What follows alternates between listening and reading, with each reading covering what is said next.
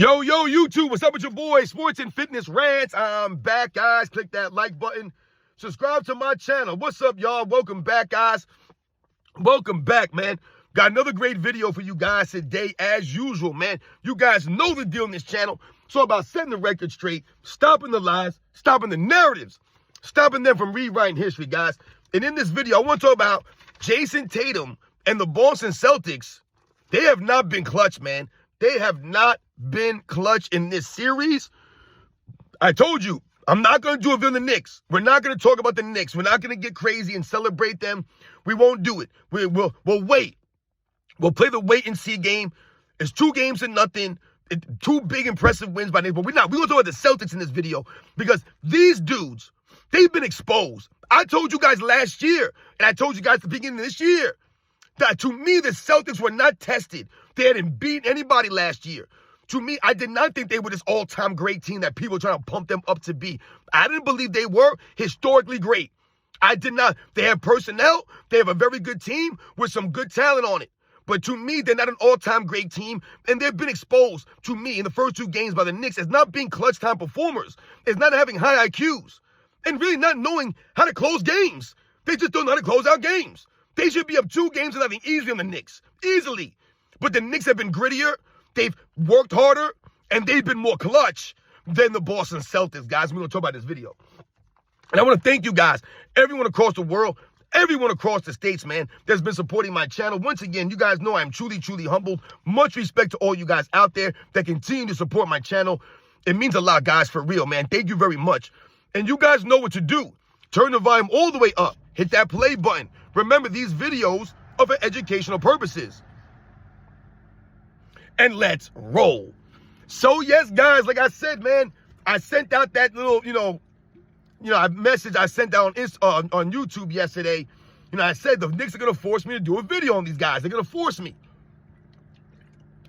And a lot of you guys are like, don't do it, man. Don't jinx them.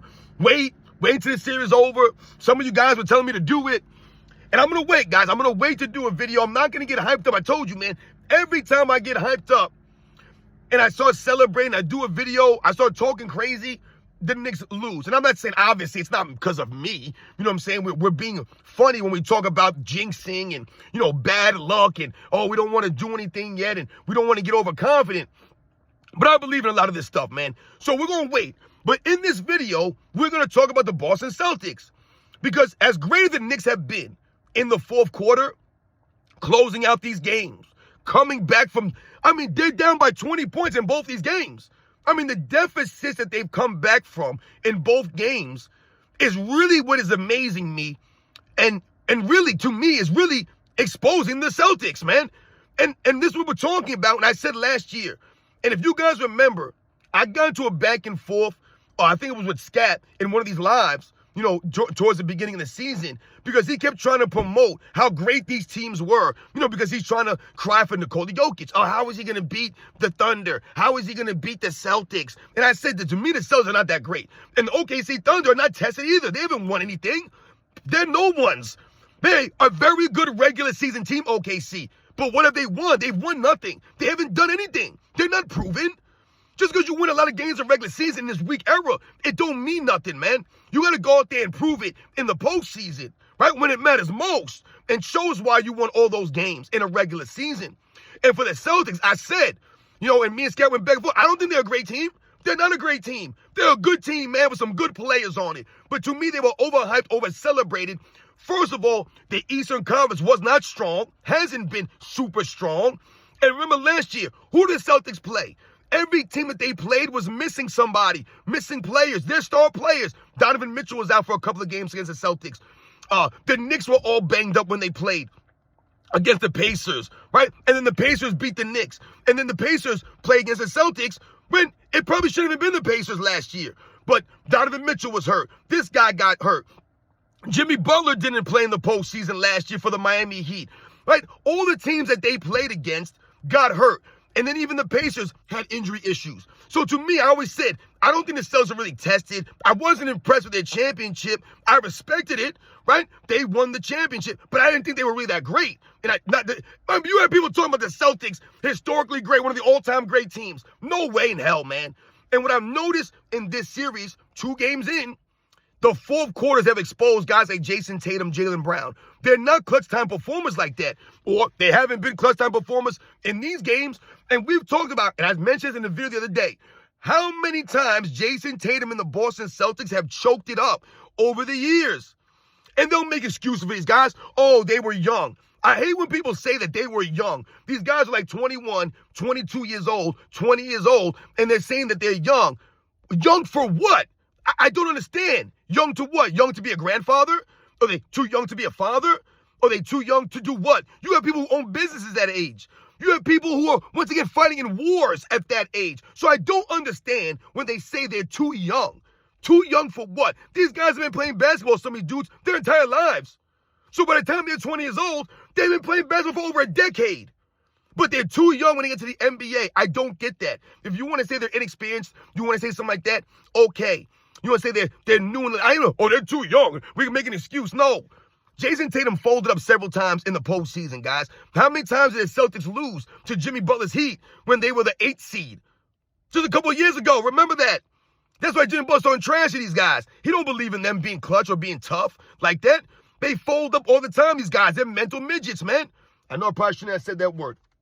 But anyway, let's think about this now. I wrote down some of these numbers to expose Jayson Tatum, Jaylen Brown, the Boston Celtics, when it matters most. They're not getting it done. They said they've blown multiple leads in the fourth quarter, guys. In the fourth quarter, last night, the Boston Celtics were outscored by the New York Knicks, guys, 30-17 in the fourth quarter, guys. 30-17. So it's not only that you were outscored and how much you were outscored by, but you guys couldn't muster more than 17 points in the fourth quarter, man. 17 points.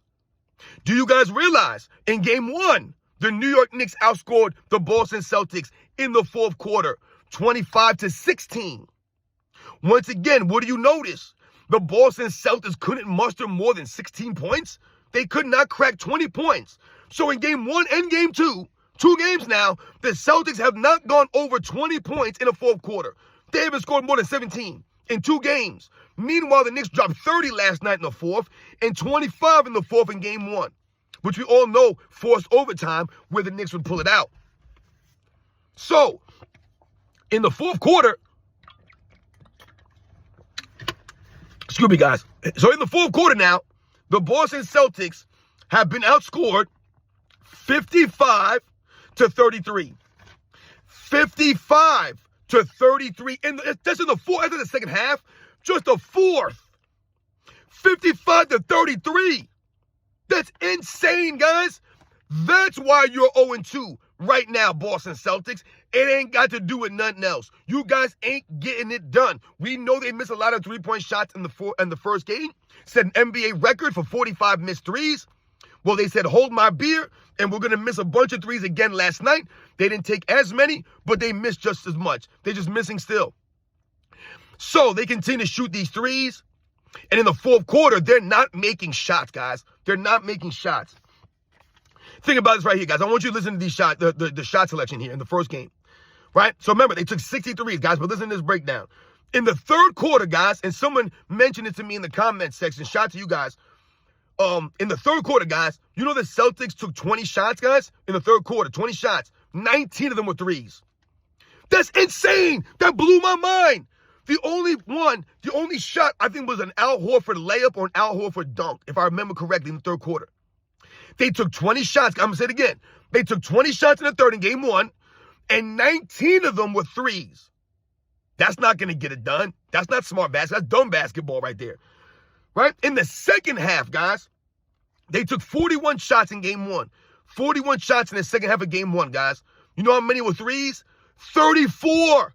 So you're telling me for an entire second half of game 1, the Boston Celtics took 7 shots that were not threes. That's insane, guys. Who wants to watch basketball like that? This is what we're talking about.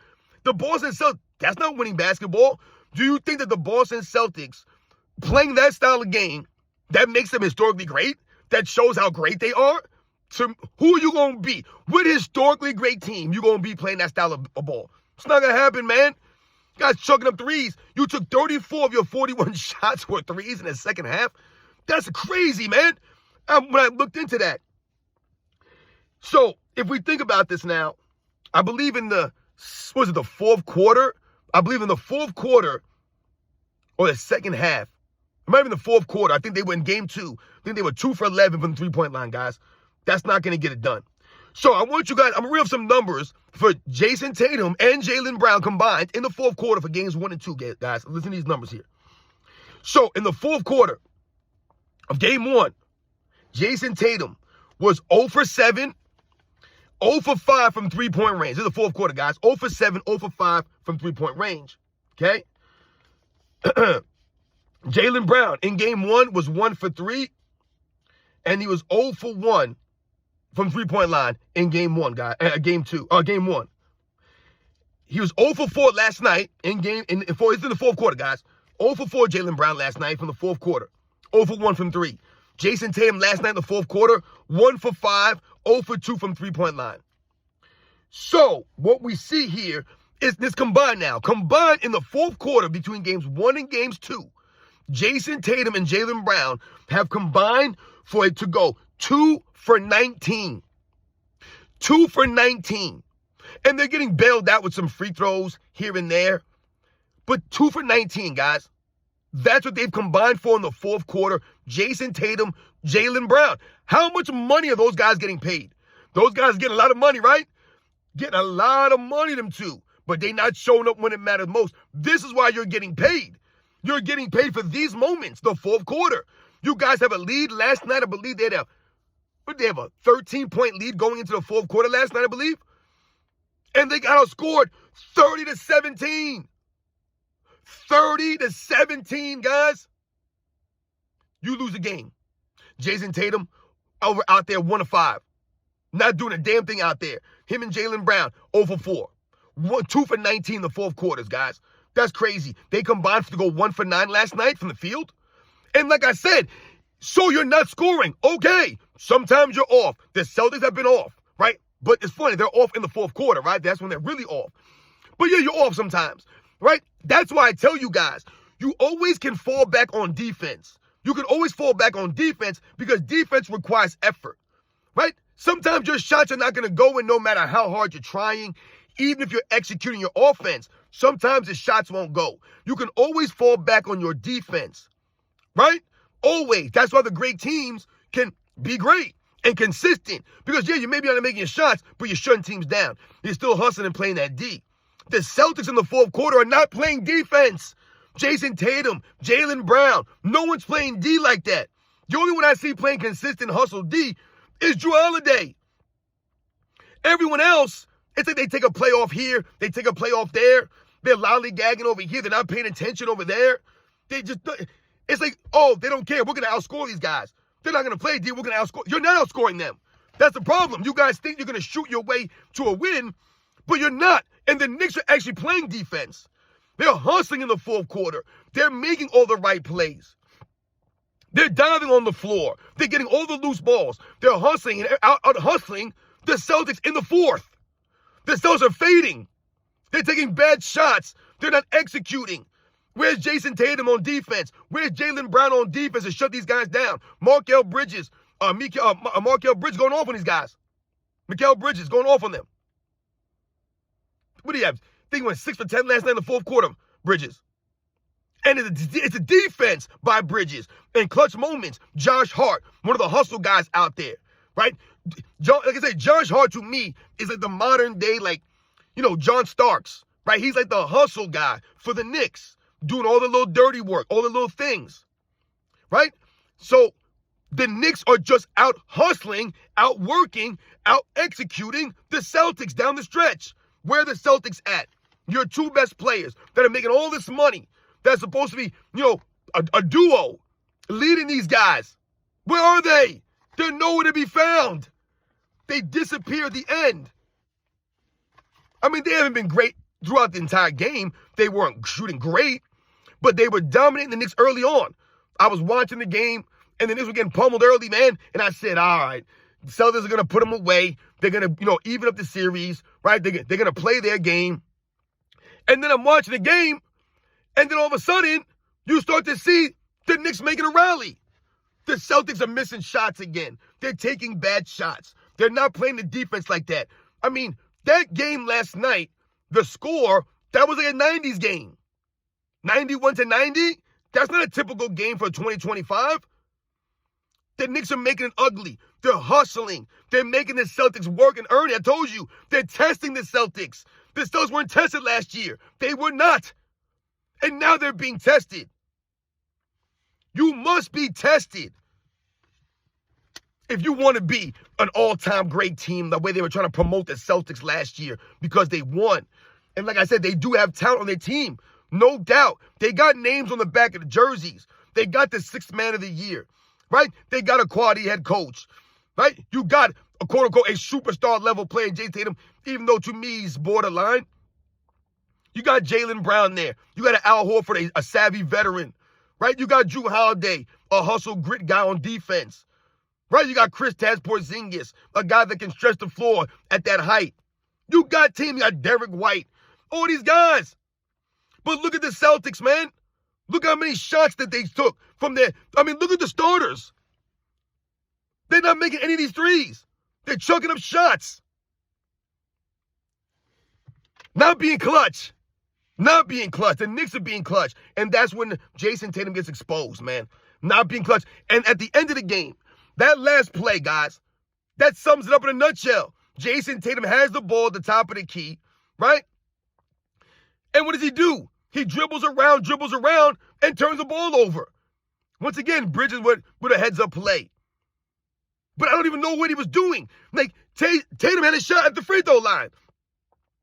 He made a move to the right, came back left. He was open at the free throw line, but he decided to go down to the base. I don't even know what he was doing on that play. He looked like LeBron James. He looked like he did not know what to do, where he wanted to go on the court, what shot he wanted to take. He was confused. He didn't look sure of himself. Where was the confidence? You were wide open at the free throw line. Why didn't you shoot that shot? Instead, you turn the ball over. So a lack of execution at the end of the game from the Celtics. Jayson Tatum once again fumbles the ball around the end of the game. Again. It's 2 games in a row. So like I said, I'm not going to get crazy and celebrate the Knicks, but we must expose the Celtics, and we must talk about what's going on here for the Boston Celtics. Right? Most people pick the Celtics to win. I'm sure only the hardcore New York Knicks fans pick the Knicks.